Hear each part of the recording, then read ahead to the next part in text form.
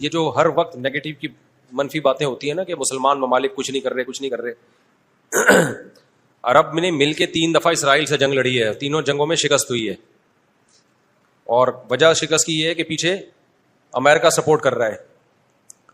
تو کیونکہ اسرائیل سے لڑنے کا مطلب ہے کہ امریکہ سے لڑائی ہے, اس وجہ سے شکست ہو جاتی ہے. تو وہ 3 دفعہ لڑ کے بیٹھ چکے ہیں, اب کیا کریں ہم. ہونا یہ چاہیے اگر تھوڑا سا بارڈر کھول دیں نا تو پوری دنیا کے مسلمان پیدل ہی اسرائیل کو فتح کر کے آ سکتے ہیں. اتنی بڑی تعداد میں مسلمان ہیں اور ان میں جانے کا جذبہ بھی ہے کہ تھوڑا سا بھی راستہ کھل جائے تو یہ پیدل ہی ہوتے ہوتے, اتنی بڑی تعداد ہے تو یہ 8-10 کروڑ تو ویسے ہی چلے جائیں گے. اسرائیل پہیاں فتح کر کے آ جائیں گے, لیکن بات یہ کہ جانے نہیں دیتے, راستہ نہیں ہے. کیونکہ اگر مصر راستہ دیتا ہے نا, تھوڑا سا بھی راستہ کھولتا ہے, تو پہلے اسی بیس پہ اسرائیل مصر پہ اٹیک کر کے اس کے علاقے لے چکا ہے کہ مصر نے راستہ کھولا ہوا تھا مجاہدین کے لیے. تو اس بیس پہ اسرائیل نے آدھا مصر پہ قبضہ کر لیا, سمجھ رہے ہو. تو جب مصری ہاتھ سے نکل گیا ان کے, تو ایسا گچی پکڑی ہے نا چاروں طرف سے. تو اب دیکھیں آگے ہوتا کیا ہے, اللہ خیر کرے.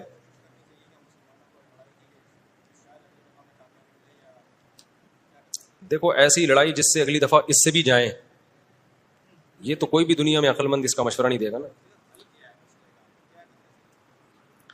دیکھو مسئلے کا اگر حل سامنے نہ آ رہا ہو تو غلط حل کی طرف نہیں جانا چاہیے, یہ ذہن میں رکھیں. ایک آدمی بندوق لے کے آپ کو کہہ رہا ہے جیب میں جو کچھ ہے نکال دو, آپ کہیں میں تو نہیں دوں گا لیکن مسئلے کا حل بتاؤ. تو ہم کہیں گے اگر تمہاری جیب میں میزائل پڑا ہوا ہے تو وہ مسئلے کا حل ہے, اگر وہ نہیں ہے تو موبائل پکڑا دو اور پتلی گلی سے نکل لو. تو ایسا کام کرنا جس سے لینے کے دینے پڑ جائیں وہ تو نہیں حل ہے نا. تو ایسے موقع پہ دعا ہے, اور کیا ہے, بد دعائیں ہیں, دشمن کے خلاف بد دعائیں ہیں. کسی کے پاس راستہ ہے جانے کا تو جائے, 100 دفعہ جائے, اناؤنس کرے کہ یہ راستہ ہے, یہ یہاں سے نکل آیا ہے راستہ, تو سب پہنچ جائیں گے. ایک چیز اصولی طور پہ یاد رکھیں, جو چیز اختیار میں ہے اس میں انسان کمی نہ کرے, جو اختیار میں نہیں ہے اس کے بارے میں سوچے نہیں. اس سے ٹینشن کے سوا کچھ بھی حاصل نہیں ہوتا. کیونکہ جب آپ ایسی چیز کا سوچنا شروع کرتے ہیں نا جو آپ کے اختیار میں نہیں ہے, تو ہمیشہ وہ کام کر لیتے ہیں جس کا پہلے سے بھی زیادہ نقصان ہوتا ہے, جس کا پہلے سے زیادہ نقصان ہوتا ہے. میری پالیسی ہمیشہ یہی رہی ہے ہر معاملے میں, جو اپنے اختیار میں ہے چھوڑو نہیں, جو اختیار میں نہیں ہے پڑھو نہیں اس میں. سمجھ رہے ہو کہ نہیں سمجھ رہے؟ اگر ہم اس اصول پہ اختیار کر لیں بہت سارے معاملات ہمارے ویسے ہی سیدھے ہو جائیں گے. تو لوگ جو بلا وجہ فنڈر بننے کی کوشش کرتے ہیں نا, ہم یہ کر دیں گے, ہم وہ کر دیں گے, وہ فنڈر گیری ہی ہوتی ہے.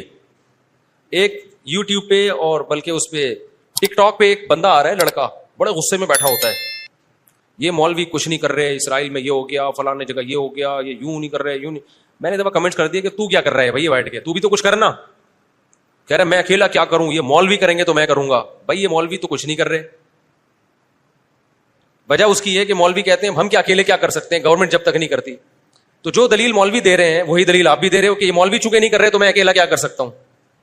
تو بات یہ کر آپ بھی نہیں رہے. یہ باتیں کرتا ہوا وہ اچھا لگتا ہے جو میدان جنگ میں جا رہا ہو, لڑ رہا ہو, اور دو بدو فائر ہو رہا ہو اور جہاد کر رہا ہو, اور کہہ رہے دیکھو مولوی کچھ نہیں کر رہے اور میں یہاں بم رکھ کے آ رہا ہوں وہاں پہ اور شہید ہو رہا ہوں میں سب کے سامنے. جتنے اسکالر آ رہے ہیں یہ مولوی یہ نہیں کر رہے وہ نہیں کر رہے, بھائی تم بھی باتیں ٹھوکنے کے علاوہ کچھ بھی نہیں کر رہے ہو. تو مولوی وہ باتیں نہیں کر رہے جو تم کر رہے ہو, اس لیے کہ ان کو پتا ہے باتیں کرنے کا فائدہ نہیں ہے. تو کام وہ کرو جو کر سکتے ہو. سمجھتے ہو کہ نہیں سمجھتے؟ ایک خاتون نے اپنے شوہر سے کہا نا کہ سوئٹزرلینڈ جانے پہ کتنا خرچہ ہوگا, میں سوچ رہی ہوں کہ ہم سوئٹزرلینڈ چلتے ہیں, کتنا خرچہ ہوگا؟ اس نے کہا بالکل بھی نہیں. اس نے کہا کیوں نہیں خرچہ ہوگا؟ اس نے کہا سوچنے پہ کوئی خرچہ نہیں, سوچ ہی رہی ہو نا سوئٹزرلینڈ جانے کا. تو وہ بات کرنی چاہیے جو عملی دنیا میں ممکن ہو. اور دوسری بات یہ کہ علماء یا جو بھی بڑے لیول پہ جو لوگ ہوتے ہیں وہ بہت کچھ اندر اندر کر رہے ہوتے ہیں. وہ پرلے درجے کے بے وقوف ہوں گے اگر وہ عوام کو بتا کے کرنا شروع کر دیں, بڑی حماقت کی بات ہوگی. بہت کچھ اندر اپر لیول پہ حکومتوں سے رابطوں کی کوشش ہو رہی ہوتی ہے, حکومتوں کو سمجھایا جا رہا ہوتا ہے, حکمرانوں کو حل دیے جا رہے ہوتے ہیں. تو یہ نہیں ہوتا کہ جو بھی کر رہا ہے نا کہ میں جا رہا ہوں آرمی چیف سے ملاقات کے لیے, اسرائیل کے مسئلے پہ بات کروں گا, یہ میرا یوٹیوب چینل ہے آپ لوگ دیکھ لیں, میں جا رہا ہوں, ٹاٹا دیکھو میں اپنی ذمہ داری کیا کر رہا ہوں, پوری کر رہا ہوں. اسی طرح آرمی چیف کہے لوگوں میں جا رہا ہوں اسرائیل کے مسئلے پہ فلاں سے بات کرنے کے لیے, دیکھا آرمی زندہ باد. ایسا نہیں ہوتا. بڑے پیمانے پر جو گیم کھیلے جا رہے ہوتے ہیں وہ خفیہ ہی ہوتے ہیں, وہ عوام کو نہیں بتائے جاتے. تو بہت کچھ ہو رہا ہوتا ہے. اب سعودی عرب کا بادشاہ کیا کچھ کر رہا ہے ہمیں نہیں پتا, تو ہمیں نہ تعریف کرنی ہے کیونکہ ہو سکتا ہے وہ جھوٹی تعریف ہو, اور نہ ہم نے برائی کرنی ہے کیونکہ ہو سکتا ہے وہ جھوٹی برائی ہو. ہم نے چپ کر کے بیٹھنا ہے, اپنا جو ہم کر سکتے ہیں وہ کریں. کسی کے خلاف یہ کچھ نہیں کر رہے, وہ کچھ نہیں کر رہے, یہ یوں نہیں کر رہا, وہ یوں نہیں کر رہا, تو بھائی تو کیا کر رہا ہے؟ تو بھی تو یہی کر رہا ہے کہ وہ کچھ نہیں کر رہا تو یہ کچھ نہیں کر رہا, تو وہ کچھ نہیں کر رہا, اور یہ تو بھی تو یہی کر رہا ہے, تو اس سے بہتر ہے کہ تو بھی کچھ نہ کرتا. کیا خیال ہے؟ یہ جو حدیث میں آتا ہے کہ قرب قیامت میں یہودی پتھر کے پیچھے چھپے گا تو پتھر بولے گا کہ یہ میرے پیچھے یہودی ہے, فقتلہ یا مسلم ھذا یہودی ورائی فقتلہ, اس کو قتل کر دو. تو پتھر بولے گا کا کیا مطلب ہے؟ پتھر بولے گا مطلب پتھر بولے گا, پتھر کا باپ بھی بولے گا, آواز آئے گی, معجزہ ہوگا, تو ایک لڑائی ہوگی. لیکن خوب سمجھ لو, نبی صلی اللہ علیہ وسلم نے جو بھی پیش گوئیاں کی ہیں نا قرب قیامت کی, ان پیش گوئیوں کو محدثین فقہ کے ابواب میں ذکر نہیں کرتے, کتاب الاحکام میں ذکر نہیں کرتے, ان کو کتاب الفتن میں یا کتاب علامات ساعہ میں ذکر کرتے ہیں. احکام کا مطلب کیا ہے؟ یہ کرو, یہ نہیں کرو, یہ حلال ہے, یہ حرام ہے. تو جو آرڈر کی حدیثیں ہیں نا ان میں ذکر نہیں کرتے, یہ بتانے کے لیے کہ یہ علامتیں جب پورا ہونے کا ٹائم آئے گا خود ہی ہوں گی. ہم نے ان احادیث کو دیکھ کے خود سے کوئی کام نہیں کرنا ہے, ہم نے وہ کرنا ہے جو ابھی گراؤنڈ ریئلٹی ہمیں کرنے کا کہہ رہی ہے. نہیں یہی بات سمجھ میں؟ آپ نے سن لیا کہ حضرت عیسیٰ علیہ السلام قرب قیامت میں نازل ہوں گے, 100% ہمیں یقین ہے نازل ہوں گے. حضرت مہدی آئیں گے, 100% ہمیں یقین ہے حضرت مہدی آئیں گے. ہمیں پتا چلا جی شام میں حضرت عیسیٰ علیہ السلام نازل ہوں گے, ہم نے کہا ہوں گے نازل, یقیناً ہمارا عقیدہ ہے. آپ نے کہا چونکہ شام میں نازل ہوں گے تو چلو شام چلتے ہیں, اور اس مسجد میں جا کے آپ بیٹھ گئے اور اعلان جہاد کر دیا کہ اب میں یہاں سے قتال شروع کرتا ہوں, عیسیٰ علیہ السلام تو آئیں گے اور میری مدد کریں گے. پتا چلا آپ نے لڑائی شروع کی اور آپ کی ایسی کی تیسی ہو گئی اور عیسیٰ علیہ السلام آئے نہیں. آپ قیامت میں اللہ سے پوچھو گے, اے اللہ حدیث میں تو کہا گیا تھا کہ شام میں عیسیٰ علیہ السلام نازل ہوں گے, میں نے تو جنگ بھی شروع کر دی, سب کچھ ہو گیا, لیکن نازل نہیں ہوئے. تو اللہ جواب میں کیا کہیں گے؟ میں نے یہ تھوڑی کہا تھا کہ جب تو جنگ شروع کرے گا تو تیری مدد کے لیے آئیں گے. یہ میں نے کہا تھا آئیں گے, میں نے یہ ٹائم تھوڑی بتایا تھا. تم جو اپنا کام ہے وہ کرو, جب انہوں نے آنا ہوگا تو وہ آ جائیں گے. تم گراؤنڈ ریئلٹی کو دیکھ کے ٹائم گزارو. جب حضرت مہدی نے آنا ہوگا تو آئیں گے. اب ہر تھوڑے دنوں میں حضرت مہدی کی امید پہ کوئی تحریک اٹھتی ہے.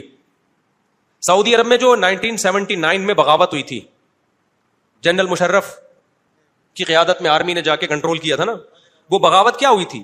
وہ یہی کہ لوگوں نے کہا امام مہدی آنے والے ہیں, تو ایک بندے کو تیار کیا, کل تیرا حلیہ وہ ہے جو امام مہدی والے, تیرا نام بھی وہ, تیرے ابا کا نام بھی وہ, اور اس کو تیار کر کے بغاوت پہ اکسایا اور کہا کہ بس انقلاب آنے والا ہے, امام مہدی آنے والے ہیں, اور یہی آ گئے ہیں.